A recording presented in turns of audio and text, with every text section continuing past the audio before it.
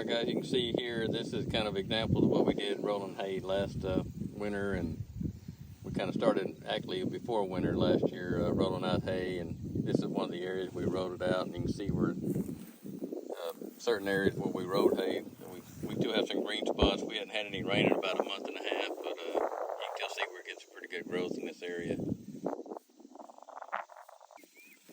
You can see the areas right here where the grass is actually growing. This is actually on a little bit of a hill, but there's still, I can dig down in here and there's still moisture underneath here. Even with no rain, Yeah. or like at least 8 weeks. Yeah, so you can see just within feet from where we had hay rolled out and where the hay had set, and there's some remnants of that corn that had just left on the ground that the cows didn't eat, and the coastal grass has grown over it and in it. A lot of common Bermuda also in there with that.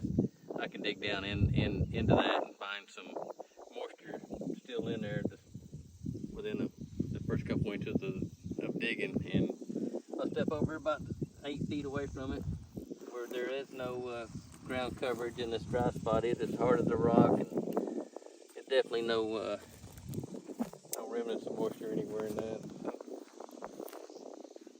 kind of the benefits of actually